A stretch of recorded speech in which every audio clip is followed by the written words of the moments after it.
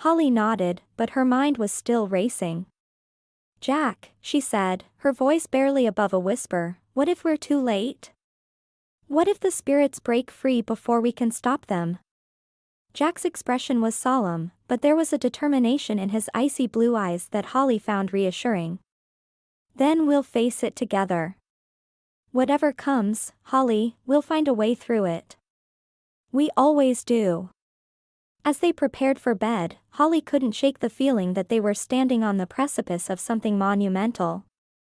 The quiet of the night seemed charged with potential energy, as if the very air was holding its breath in anticipation of what was to come. In her room, Holly paused by the window, looking out over the sleeping town of Mary Hollow. The eternal Christmas lights twinkled as they always had, but now they seemed like a fragile defense against the encroaching darkness. In the distance, the whispering woods loomed, a dark mass against the starry sky. As she turned away from the window, a flicker of movement caught her eye. For a moment, she thought she saw a small, dark figure darting between the shadows of the buildings. But when she looked again, there was nothing there. Shaking her head, Holly chalked it up to exhaustion and overactive imagination. Sleep, when it finally came, was fitful and filled with strange dreams.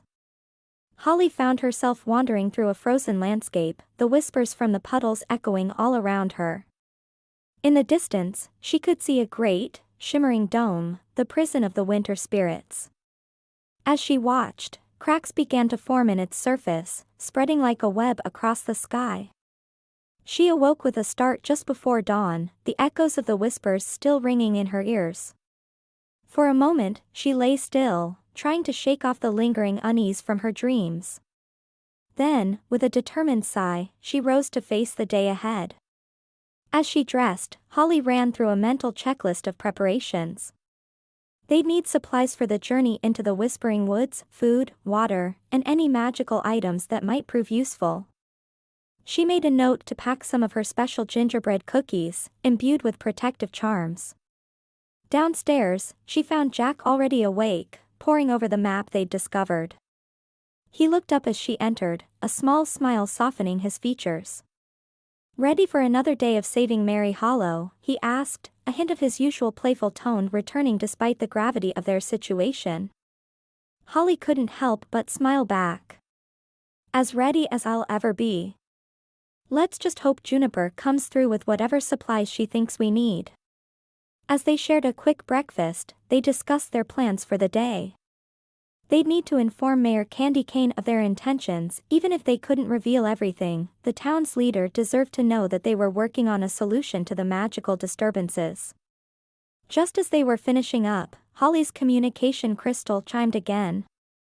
This time, it was Peppermint, her young apprentice, her face filled with excitement and a touch of fear. "Miss Holly. Mr. Jack. You won't believe what's happening in the town square." Holly and Jack exchanged a worried glance. "What is it, Pepper? Another puddle?" Pepper shook her head, her pointy ears quivering. "No, it's the big Christmas tree. It's crying." Without another word, Holly and Jack rushed out of the bakery. As they hurried towards the town square, they could hear a strange, mournful sound carried on the wind. It was unlike anything Holly had ever heard before, a cross between the creaking of branches and a soft, sorrowful melody. The sight that greeted them in the square was both beautiful and unsettling. The great Christmas tree, which had stood proud and festive for as long as anyone could remember, was indeed weeping. Tear-like droplets of sap rolled down its branches, each one glowing with a soft, magical light. Where they fell on the snow, small ice flowers bloomed, their petals translucent and delicate. A crowd had gathered, citizens of Mary Hollow watching in awe and confusion. Mayor Candy Cane was there, trying to maintain order while clearly at a loss herself. "Holly, Jack," she called as she spotted them, relief evident in her voice. "Thank goodness you're here. What in the name of sugar plums is going on?" As Holly opened her mouth to respond, she felt a sudden chill that had nothing to do with the winter weather. The weeping of the tree grew louder, and the ground beneath their feet began to tremble. In that moment, Holly knew with certainty that their time had run out. Whatever was coming, it was happening now. She turned to Jack, seeing the same realization in his eyes. Without a word, they both knew they couldn't wait for Juniper. They had to act now, ready or not. "Mayor," Holly said, her voice steady despite the fear churning in her stomach, "gather everyone in the town hall. Keep them calm and inside. Jack and I need to go to the Whispering Woods. Now." As the mayor began to protest, another tremor shook the ground, stronger this time. The weeping of the tree reached a crescendo, and suddenly, every Christmas light in the square went out at once, plunging them into an eerie twilight. In the sudden darkness, Holly felt Jack's hand find hers, cool and reassuring. "Together?" he asked softly. Holly squeezed his hand, drawing strength from his presence. "Together," she confirmed. And with that, they set off towards the Whispering Woods, leaving behind a town teetering on the brink of chaos. Whatever secrets the woods held, whatever ancient magic was stirring, they would face it side by side. The fate of Mary Hollow, and perhaps the entire world, hung in the balance. As they reached the edge of town, Holly cast one last look back at the darkened Christmas tree. Its weeping had subsided to a soft, mournful whisper, like a farewell to the eternal Christmas that had defined Mary Hollow for so long. With a deep breath, Holly turned back to the path ahead, ready to plunge into the unknown depths of the Whispering Woods. Chapter 3: Whispers in the Ice. The first light of dawn was just beginning to tint the sky when Holly Evergreen descended the stairs of her bakery, stifling a yawn. After Juniper's startling revelations the night before, sleep had been elusive, her mind racing with questions and concerns. She had hoped that an early start and the comforting routine of baking might help clear her head. The wooden steps creaked softly under her feet, a familiar sound that usually brought comfort. Today, however, it seemed to echo ominously in the quiet bakery. Holly's fingers trailed along the gingerbread-patterned wallpaper, a whimsical touch that now felt out of place given the gravity of recent events. As she reached the bottom of the stairs, Holly froze. Something was wrong. The air in the bakery felt different, colder, somehow, and heavy with an unfamiliar magic. Her witch's intuition prickled, warning her of danger. The hairs on the back of her neck stood on end, and she could feel her magic stirring within her, responding to the unseen threat. "Hello," she called out tentatively, her voice sounding small in the eerie silence. There was no response, but Holly couldn't shake the feeling that she wasn't alone. Cautiously, Holly made her way into the main area of the bakery, her hand instinctively reaching for the wand tucked into her apron pocket. At first glance, everything seemed normal. The display cases stood neat and orderly, filled with yesterday's leftover treats. Gingerbread men that usually danced and sang were unnaturally still, their iced smiles seeming more like grimaces in the dim light. The ovens waited silently, ready for the day's baking to begin, their usual warmth conspicuously absent. But then she saw it.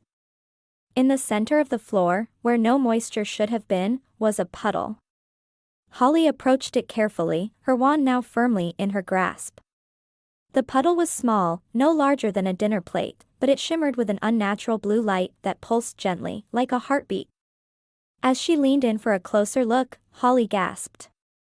The surface of the puddle was moving, swirling in intricate patterns that seemed almost deliberate.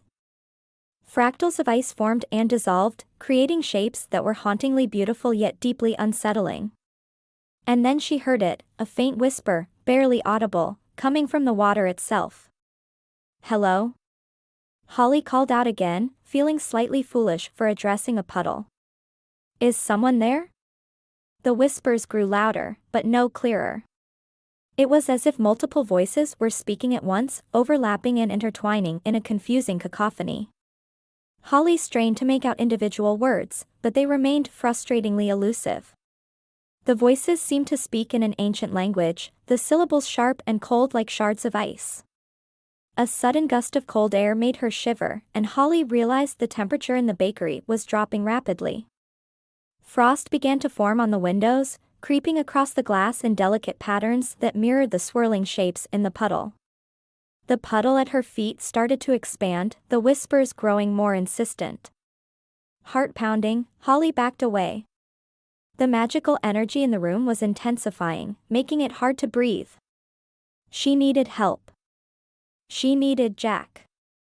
As if summoned by her thoughts, there was a knock at the bakery door. Holly rushed to open it, relief flooding through her at the sight of Jack Frost's concerned face. His silver hair glittered with actual frost, and his blue eyes were bright with worry. "Holly? Is everything all right?" I felt a surge of winter magic and... Jack's voice trailed off as he took in Holly's pale face and the frost-covered windows behind her. "What happened?" Holly pulled him inside, pointing to the now sizable puddle on the floor. "Listen," she whispered, her voice trembling slightly. Jack's eyes widened as he heard the otherworldly whispers. He knelt by the puddle, his hand hovering just above its shimmering surface. A look of concentration passed over his face, and for a moment, the whispers seemed to respond to his presence, growing louder and more excited. "This is powerful magic," he murmured, his brow furrowed. "Old magic. Older than anything I've encountered before. Holly, I think we need to investigate this further." Holly nodded, wrapping her arms around herself. "But what is it, Jack? Where did it come from?" Jack shook his head, standing up and moving closer to Holly. "I'm not sure. But I have a feeling this is just the beginning." Over the next few hours, reports came in from all over Mary Hollow of similar puddles appearing. Each one whispered in the same mysterious voices, and each seemed to bring with it a wave of intense cold. The town was in a state of confused panic, with citizens huddling in their homes, afraid to venture out. Holly and Jack spent the morning investigating each reported puddle, trying to discern a pattern or find a clue to their origin. They visited Candy Cane Lane, where a large puddle had formed in the middle of the street, its whispers causing the candy cane lampposts to vibrate and hum. In Tinseltown Square, they found a series of smaller puddles arranged in a perfect circle, their combined whispers creating a haunting melody that left everyone who heard it in a daze. By midday, they had mapped out the locations on a large chart spread across Holly's kitchen table.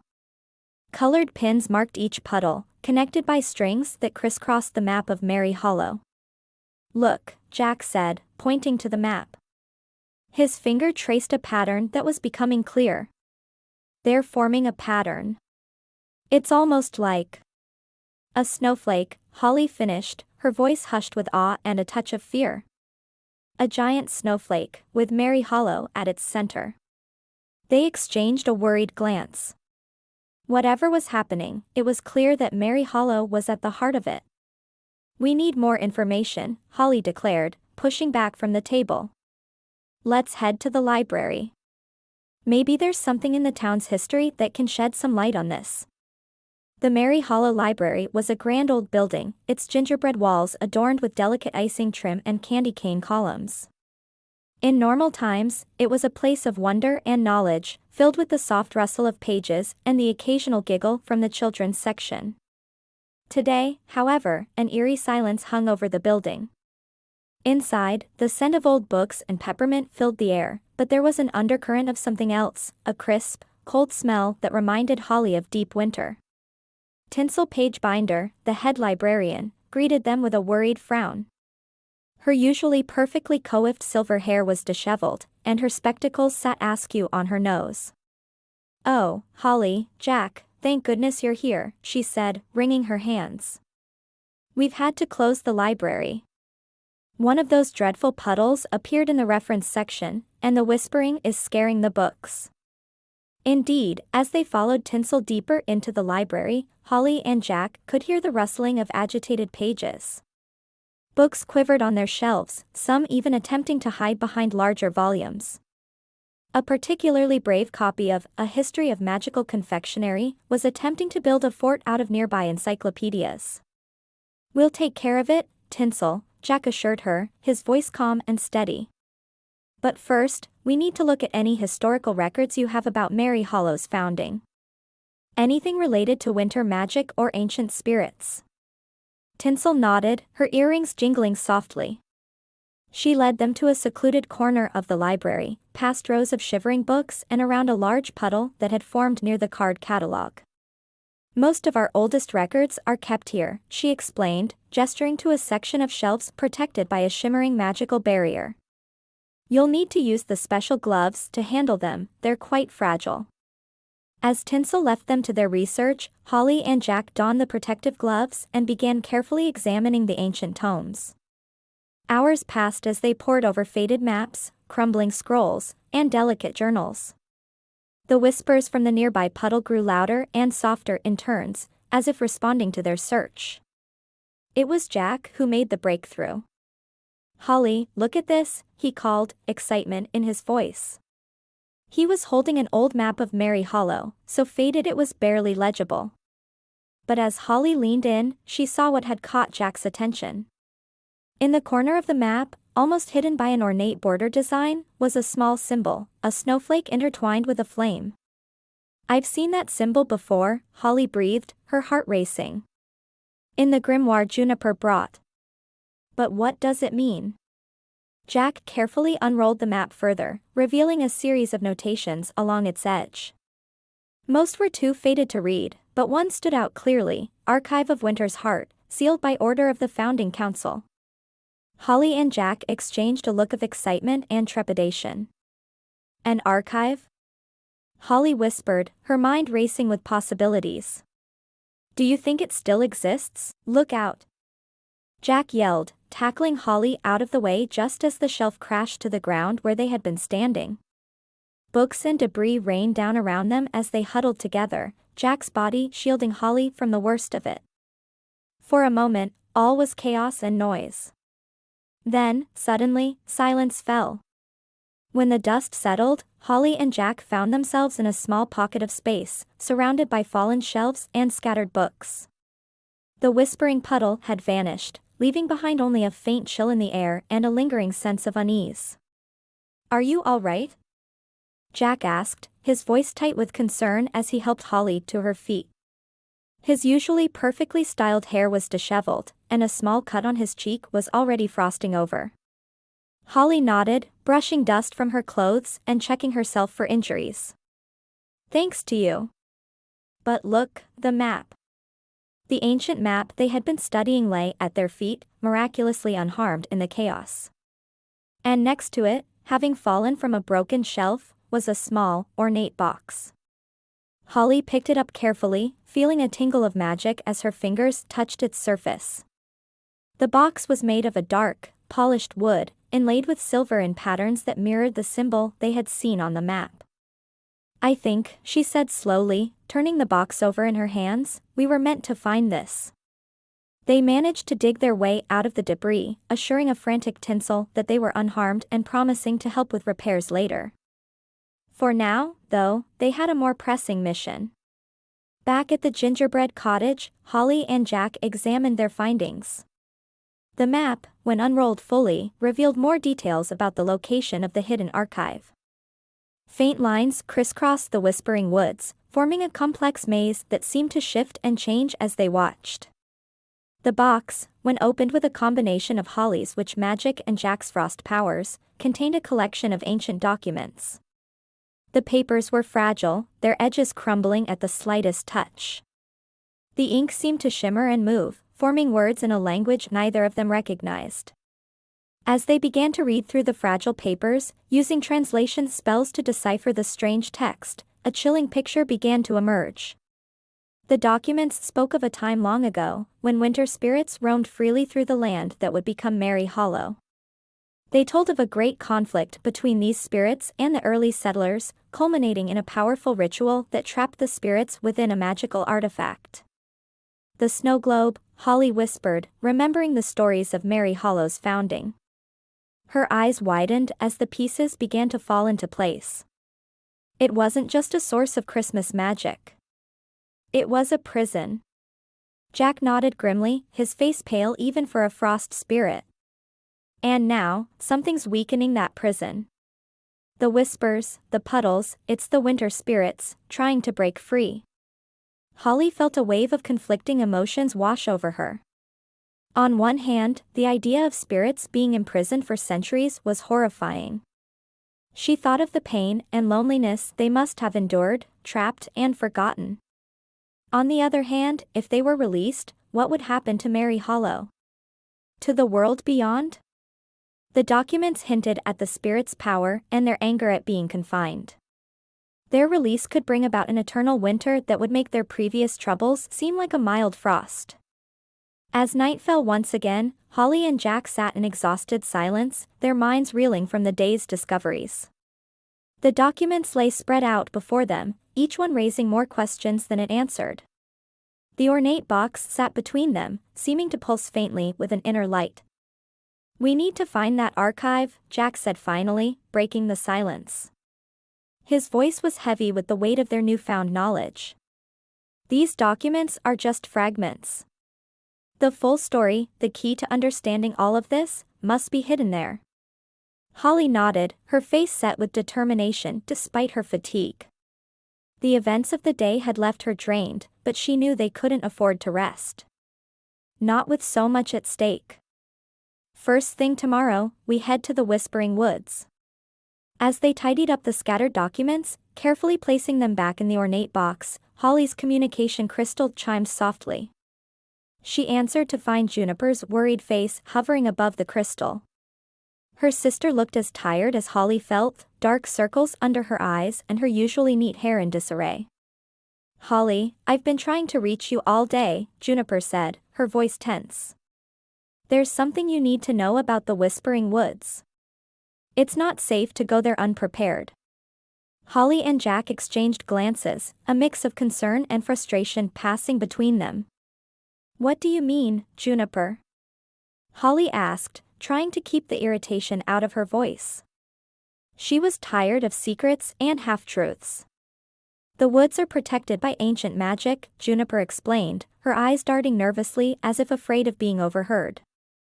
"Traps and illusions meant to keep outsiders away from the archive. I can help you navigate them, but I'll need time to gather the necessary supplies." Jack frowned, his frost magic creating intricate patterns on the table as he thought. "We don't have much time. The magical disturbances are getting worse by the hour. Who knows what might happen if we delay?" Juniper's expression grew more serious, a hint of fear creeping into her voice. "I know, but rushing in blindly could be disastrous. The woods have claimed many lives over the centuries. Even with your combined powers, you'd be at risk without proper preparation. Give me until noon tomorrow. I promise I'll have everything we need by then." Holly and Jack exchanged a long look, silently weighing their options. The urgency of the situation pressed on them, but Juniper's warning couldn't be ignored. Finally, Holly turned back to the crystal. "All right, June," she said, her voice tight with reluctant agreement. "We'll wait until noon. But not a minute longer. Whatever's happening, it's escalating quickly. We can't afford to waste time." Relief washed over Juniper's face. "Thank you, Holly. I promise, it'll be worth the wait. Try to get some rest. You'll need your strength for what's to come." As the call ended, Holly slumped back in her chair, the weight of the day's events finally catching up with her. Jack reached out, placing a comforting hand on her shoulder. His touch was cool, but not uncomfortably so, a reminder of the unique bond they shared. "We should try to sleep," he said softly. "Even a few hours of rest could make all the difference tomorrow."